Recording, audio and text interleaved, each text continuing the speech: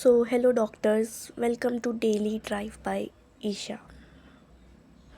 Today is day 2 of my NEET preparation और आज मेरी कोचिंग का भी सेकेंड डे था। जैसे कि मैं आप लोग को ऑलरेडी बता चुकी हूँ कि मैंने PW ऑफलाइन विद्यापीठ ज्वाइन कर लिया है। तो सबसे पहली क्लास लाइक येस्टरडे ओनली जो थी वो बॉटनी की ही थी, जो सेकंड क्लास थी वो केमिस्ट्री थी एंड जो थर्ड थी वो जूलॉजी थी। तो आज मैं मतलब सुबह में भी मैं थोड़ा जल्दी उठ गई थी अराउंड 6:30 और 7, और मैंने उठ के जो भी प्रीवियस डे में पढ़ाया था एक दिन पहले रात को तो रिवाइज़ कर ही लिया था, बट जूलॉजी का थोड़ा पार्ट मैं नहीं कर पाई थी। तो मैंने सुबह उठकर जूलॉजी भी रिवाइज़ कर ली थी और जो DPP थी फर्स्ट DPP वो भी मैंने सॉल्व कर ली थी। जैसे ये DPP थी तो मैंने इसमें तो टिक नहीं लगाया क्योंकि फिर बाद में थोड़ा प्रैक्टिस के लिए रहेंगे, तो मैंने लास्ट में ऐसे ना DPP 1 करके लिख लिया, यहाँ पे सॉल्व कर लिया है। सेम ऐसा ही मैंने बॉटनी में भी किया है। बॉटनी मैंने काफ़ी सारी सॉल्व कर ली है वैसे, और ये DPP 1 मैंने कर लिया ऐसे लिख कर। केमिस्ट्री में अभी फर्स्ट DPP जो थी वो सॉल्व नहीं हो पाई क्योंकि अभी इतना कुछ नहीं पढ़ाया था, तो अभी क्वेश्चन उसके नहीं बन पाए। पर जो हाँ सर ने क्लास में क्वेश्चन वगैरह कराए थे ये वाले, जैसा कि ये सब कराए थे ना उन्होंने, तो ये मैंने दोबारा से एक बार ना लिख कर मतलब रफ में प्रैक्टिस कर लिए थे। ऐसे ही अभी जो बॉटनी का था तो कल यहाँ तक करा दिया था ऑलरेडी, आज उन्होंने नया पढ़ा दिया है और नोट्स काफ़ी सही बनवा रहे हैं, मतलब अच्छे पढ़ा रहे हैं। प्लस उन्होंने ऐसे चार्ट के फॉर्मेट में भी काफ़ी सारी चीज़ें ना लिखवा दी है, जैसे cell envelope, cytoplasm, nucleoid, plasmid.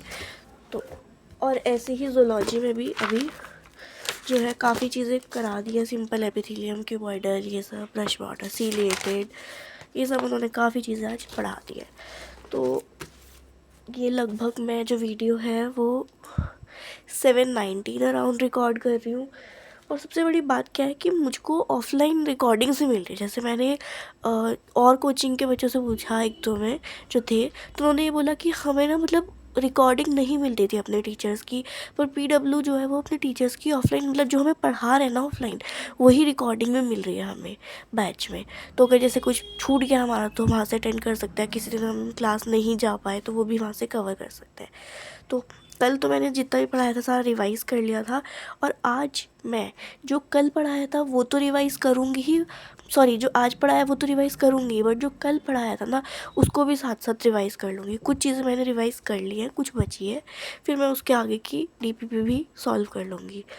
तो मतलब जो भी टीचर्स हैं उन्होंने भी यही बताया और मेरा भी यही मानना है कि मान लो अगर आप 10th डे पे जा रहे हो ना कोई क्लास लेने, तो पिछले 9 लेक्चर्स ना आपको रिवाइज्ड होने चाहिए। इससे क्या होगा, मतलब अगर रोज़ आप हर चीज़ को रिवाइज़ करते चलोगे तो एंडिंग में आपके लिए बेनिफिशियल हो जाएगा। प्लस टेस्ट जो होता है ना उसमें आपको मतलब क्लासेस नहीं छोड़नी पड़ेंगी। कई बच्चे ऐसा करते हैं कि जैसे टेस्ट है तो उससे एक दिन पहले छुट्टी करके सारा रिवाइज़ करना है तो घर पे जाकर बैठ गए, बट ऐसा करोगे तो एक दिन का बैकलॉग बन जाएगा और उसको क्लियर करने में काफ़ी ज़्यादा टाइम लग जाएगा। तो इसलिए जो भी आप पढ़ रहे हो ना एक दिन में उसको तो रिवाइज़ कर ही लो, प्लस जो पहले दिन पढ़ा था उससे पहले दिन पढ़ा था फर्स्ट डे से रिविज़न करना स्टार्ट करना। मतलब ऐसा भी नहीं है कि अगर आप ग्रेविटेशन का चैप्टर पढ़ रहे हो तो आप बेसिक मैथ से रिवाइज़ करना शुरू करेंगे, पर जो चैप्टर पढ़ो ना कम से कम वो तो रिवाइज्ड हो। पर बायो में आप रोज़ चाहे पूरा प्रॉपर जो भी पढ़ रहे हो उसको रिवाइज़ करते चलो, फर्स्ट डे से लेके एंडिंग तक जो भी पढ़ाया है, इससे आपके मल्टीपल रिवीजन हो जाएंगे। क्योंकि नीट ना यार एक ऐसा एग्ज़ाम है जो लिमिटेड रिसोर्सेज और मैक्सिमम रिवीजन मांगता है। हम क्या करते हैं, हम यार बहुत सारे रिसोर्सेज तो इकट्ठे कर लेते हैं पर उतने रिसोर्सेज को पढ़ने का हमारे पास टाइम नहीं होता। तो जितने भी हैं, चाहे आपके पास पंच हो, चाहे आपके पास मेडिजी हो, चाहे आपके पास मॉड्यूल हो, तो उन सब को ना मतलब मैक्सिमम जितनी बार रिवाइज़ कर सकते हो उतनी बार कर लो। भले एक चीज़ को करो, मतलब चाहे तो पंच कर लो चाहे मॉड्यूल कर लो, एक बार मतलब एक ही चीज़ को करो बट मल्टीपल टाइम ना रिवीजन करते रहो। उससे क्या होगा कि आपके दिमाग में जो चीज़ें हैं ना यार वो सेट हो जाएंगी।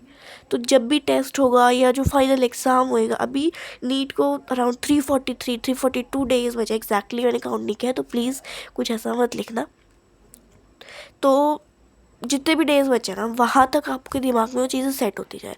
और यार मैम बोली थी बायो वाली कि अगर तुम डेली बायो को आधा घंटा भी दे दोगे ना तो एंडिंग तक जाते जाते ना तुम्हारी बायो इतनी ज़्यादा स्ट्रांग हो जाएगी, बहुत ज़्यादा।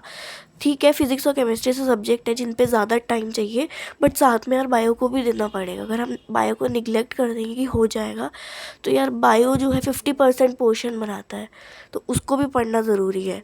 तो मेरा तो यही है कि आज जो भी पढ़ा है मैंने, मैं आज इसको रिवाइज़ करूँगी, प्लस जो पिछले डे का था उसको भी साथ साथ रिवाइज़ करती चलूँगी, जो भी डीपीपी मिली है उसको सॉल्व कर लूँगी। अभी यार मॉड्यूल नहीं मिला है क्योंकि आउट ऑफ स्टॉक हो गए थे सेंटर पे। अब जब भी आएंगे तब मैं ले लूँगी उनसे। कोशिश तो यही है जल्दी से जल्दी मिल जाए, क्योंकि वरना ऐसे लॉस भी हो रहा है। बट हाँ, जैसे अगर कोई टीचर बोलता है कि क्वेश्चन करना है तो मैं उसकी फ़ोटो वगैरह क्लिक करके ले आती हूँ। और जो वेलकम किट होती है ना बेसिकली, उसका भी रिव्यू मैं डाल दूँगी। बट अभी मेरे को मॉड्यूल नहीं मिला है, तो जब भी जैसे ही मुझे मॉड्यूल मिलेगा तो उसके बाद मैं प्रॉपर एक रिव्यू बना दूँगी। तो आप लोग भी ऐसी ही अपनी स्ट्रैटेजी बनाइए, और 5 to 6 आवर जो भी क्लासेस की टाइमिंग है उसके अलावा कम से कम 6 to 7 आवर्स ट्राई कीजिए पढ़ने का। स्टार्टिंग से अगर आप पढ़ते चलोगे ना तो एंडिंग में जाकर दिक्कत नहीं आएगी, पर अगर शुरू में नहीं पढ़ोगे ना तो यार एंड में दिक्कत जाएगी। यही मेरी गलती लास्ट ईयर थी कि मैंने स्टार्टिंग में काफ़ी लाइटली लिया था, तो एंडिंग में आते आते बहुत ज़्यादा दिक्कत हो गई थी। तो आप लोग ये मिस्टेक्स अवॉइड कीजिए और डेली का डेली अपना कंप्लीट करते जाइए। प्लीज़ बैकलॉग मत क्रिएट करना। मैं भी यही कोशिश कर रही हूँ कि इस साल मेरा बिल्कुल भी बैकलॉग ना, और अगर हो भी जाता है जैसे आपका, तो उसी वीक में ना उसको क्लियर करने की कोशिश करना, चाहे कितनी इमरजेंसी आ जाए। चलो तबीयत ख़राब है यार, तब एक अलग बात है, वो प्लीज़ और चीज़ों को अवॉइड करना फ्रेंड्स वगैरह के साथ, और ज़्यादा से ज़्यादा अपना रिविज़न पे फोकस कीजिए। और जो भी क्लास में पढ़ाया अगर आप उसको पढ़ लेंगे और डीपीपी कर लेंगे ना तो उससे भी काफ़ी चीज़ें हो जाएंगी। और मैं साथ साथ मैंने आपको बताया था कि ऑनलाइन का बैच भी देख रही हूँ, तो मैंने कुछ लेक्चर्स देख लिए ऑनलाइन, जो बच्चे हैं मैं उनको भी कंप्लीट कर लूँगी। So I hope you will like this video, so please do like, share and comment. Do subscribe my channel. Thank you everyone.